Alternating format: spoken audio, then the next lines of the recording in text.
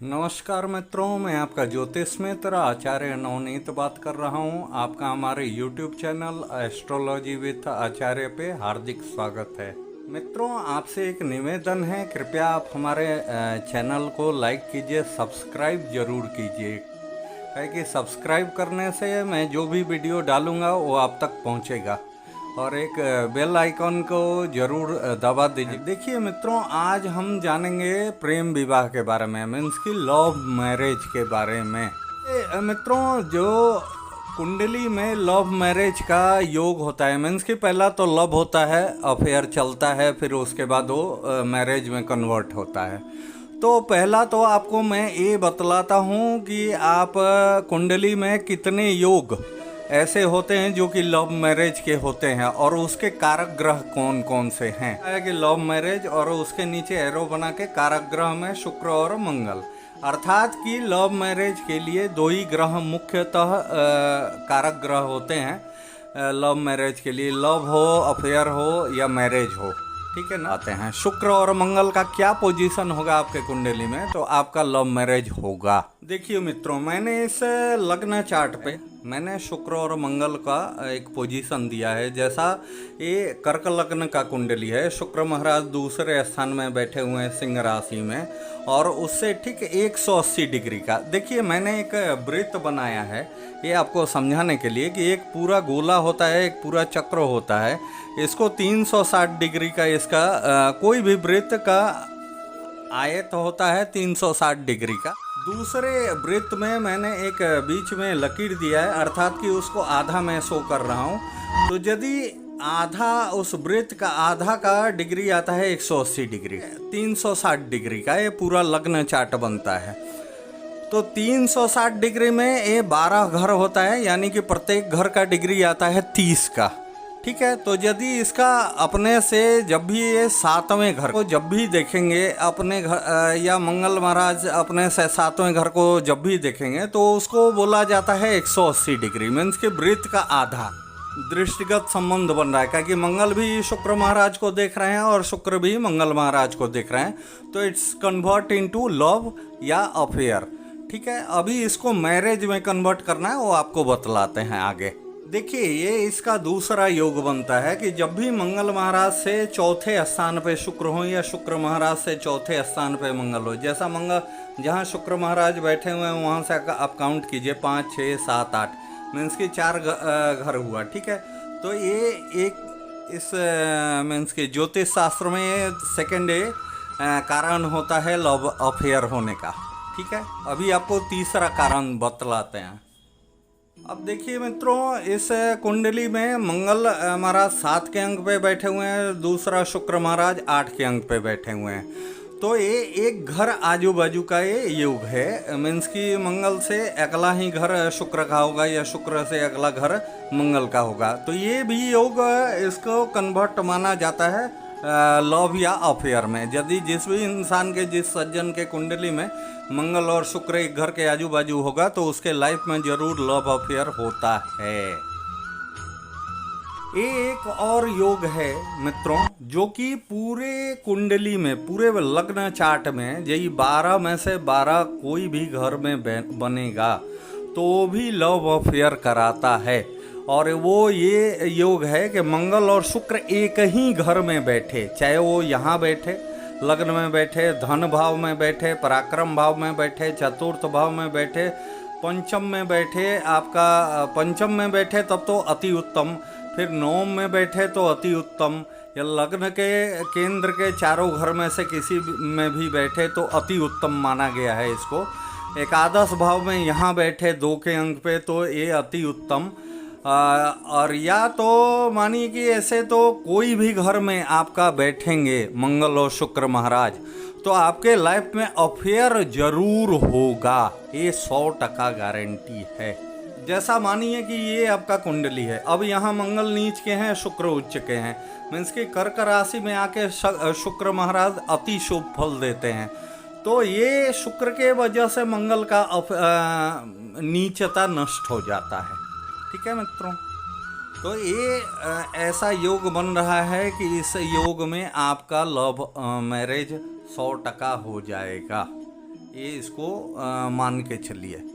ठीक है मित्रों, अभी इसमें आपको समझ में आ गया होगा कि मंगल और शुक्र के पोजीशन के वजह से 4-5 ऐसा पोजीशन मैं बतलाया हूँ जिसमें संबंध योग भी है, एक ही घर में भी है, या चतुर्थ भाव में, या एक घर आगे का एक घर पीछे का, ऐसा भी योग हो तो आदमी का लव मैरिज होता है। तो और इसमें पंचम भाव का शुद्ध होना, शुभ होना, यहाँ इस घर में कोई क्रूर ग्रह ना हो, इस घर में कोई नीच का ग्रह ना हो, इस घर में आपका कोई पाप ग्रह का दृष्टि ना पड़ रहा हो, तो ही जाके आपका लव मैरिज कन्फर्म होता है। उसमें आपका गुरु महाराज का शुभ अवस्था में होना अति आवश्यक है, और दिशा का दोष नहीं लगना चाहिए, तो ही जाके लव अफेयर मैरिज में कन्वर्ट करता है। 2 योग बतलाता हूँ जो मंगल के दृष्टि के वजह से होता है। तो चलिए मित्रों, मैं आपको एक और योग बतलाता हूँ लव अफेयर का। जैसा मंगल का माना गया है कि उनका दृष्टि होता है, वो जहाँ भी बैठते हैं ना, तो मंगल अपने से चौथे घर को, 7वें घर को और 8वें घर को 3 जगह वो देखते हैं। तो उसका योग बतलाता हूँ। देखिए यहाँ नीचे मैंने लिख भी दिया है कि मंगल का दृष्टि कहाँ कहाँ पड़ता है। वो जहाँ भी बैठेगा वो वहाँ से अपने से चौथे, 7वें और 8वें घर को देखता है। तो चौथा तो मैं बतला चुका हूँ आपको कि जैसा मंगल यहाँ बैठे हुए हैं, और यदि यहाँ से 1, 2, 3 और 4 5वें घर में, 5वें भाव में यदि शुक्र महाराज बैठेंगे, ये लिख के बतलाते हैं कि मंगल महाराज जहाँ बैठे हुए हैं वहाँ से चौथे घर मीन्स कि 1, 2, 3 और 4, ये हुआ पहला दृष्टि मंगल का। तो यहाँ ये लव मैरिज करा सकते हैं। फिर आपका यही यहाँ से अपने से बैठ के 180 डिग्री मीन की फुल साइट पूर्ण दृष्टि से मंगल महाराज ये शुक्र महाराज को देख रहे हैं, 7वां जो कि दृष्टि उनका पड़ता है मीन्स की सेकंड दृष्टि। तो यहाँ वो लव मैरिज कराते हैं, और उसके बाद उनका अंतिम दृष्टि है 8वां दृष्टि, जो कि यहाँ पड़ रहा है भाग्य भाव में। धन भाव में बैठ के मंगल महाराज भाग्य भाव को देख रहे हैं। तो ये यहाँ आपका लव मैरिज कराता है। ठीक है मित्रों, अब रही बात की दिशा की दोष। तो दिशा की दोष के बारे में आपको बतला रहे हैं। तो पूर्व दिशा में उनका विवाह होना चाहिए। तो अभी मान के चलिए कि ये चंद्रमा महाराज बैठे हुए हैं जैसा 1 के अंक पे। 1 का राशि कौन सा होता है? मेष राशि। उनका दिशा क्या है? अब देखिए पूर्व दिशा, अर्थात कि उस लड़की का पूर्व दिशा में विवाह होगा। अभी कुछ कुंडलियों में ये भी देखा जाता है कि जैसा मान के चलिए कि चंद्रमा का डिग्री बहुत ही अच्छा स्ट्रॉन्ग है, मीन्स कि 12 से लेके 18 डिग्री के अंदर का चंद्रमा है, और चतुर्थ भाव में मेष राशि या किसी भी राशि में वो बैठे, तब भी तो उस इंसान का विवाह उत्तर दिशा में ही मीन्स कि चंद्रमा के ही अपने दिशा में होता है। तो इस चीज़ से आपको ये कंफर्म हो जाना चाहिए कि मतलब आपका जो पत्नी का आने का स्थान है, मीन्स कि पत्नी के स्थान पे जो भी राशि लिखा हो, मानिए कि 10 लिखा हो तो मकर राशि, मकर राशि का आपका दिशा होता है दक्षिण दिशा। मान के चलिए कि धनु राशि मीन्स कि 9 का अंक लिखा हुआ है तो पूर्व दिशा की होगी लड़की। यदि मानिए कि वृश्चिक का मतलब 8 का अंक लिखा हुआ है तो उत्तर दिशा की होगी। ठीक है। अब यदि भाव, ये तो हुआ 7वां भाव जो कि पत्नी स्थान का मालिक है। अब भावेश होता है उसका स्वामी, मान के चलिए कि 1 लिखा है तो उसका स्वामी हुआ मंगल। अब वो कहाँ बैठा हुआ है, सॉरी उसका दिशा आपको देखना पड़ेगा, उसी दिशा में जाके आपका विवाह होगा। और यदि वहाँ ग्रह का स्वामी जयी बली है तो इंसान का उसके ही, उस ग्रह के ही दिशा में उसका विवाह होता है। ठीक है मित्रों, तो ये चीज़ तो आपको डिफाइन हो गया होगा। अब आपको एक चीज़ और बतलाते हैं कि मान के चलिए कि इस घर में आपका 1 से ज़्यादा ग्रह बैठा हुआ हो। जैसा मानिए कि चलिए कि सप्तमेश और सूर्य यहाँ बैठा हुआ हो, तो सूर्य का कारण की दिशा होता है पूर्व दिशा। तो उस इंसान का चाहे वहाँ अंक जो भी हो, वहाँ राशि कोई भी बैठा हो, उस दिशा का जब भी उस इंसान का जब भी विवाह होगा चाहे वो लव मैरिज हो या अरेंज मैरिज हो, ये कोई मायने नहीं रखता है कि आपका मैरिज कैसे हो रहा है। आपका लव मैरिज हो रहा है या अरेंज मैरिज हो रहा है या किसी और विधि से आपका शादी हो रहा है, वो कोई मायने नहीं रखता है। मूल चीज़ ये होता है कि उसका दिशा, तो अर्थात कि वैसा ही दिशा, जो दिशा जैसा ग्रह का होगा या जैसा राशि का होगा, वह उसी दिशा में जाके आपका विवाह होगा।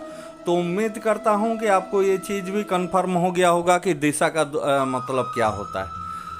तो बस इस वीडियो में इतना ही मित्रों। अब इसके बाद मैं एक वीडियो बनाने जा रहा हूँ कि स्त्रियों के आँखों के ऊपर मैं एक पूरा वीडियो बनाने जा रहा हूँ कि किसी भी स्त्री का आँख देख के आप ये समझ सकते हैं कि उनका स्वभाव कैसा है, उनका चरित्र कैसा है और वो अपने ज़िंदगी में कैसी रहेंगी, उनका स्थिति क्या रहेगा। तो आज के लिए बस इतना ही।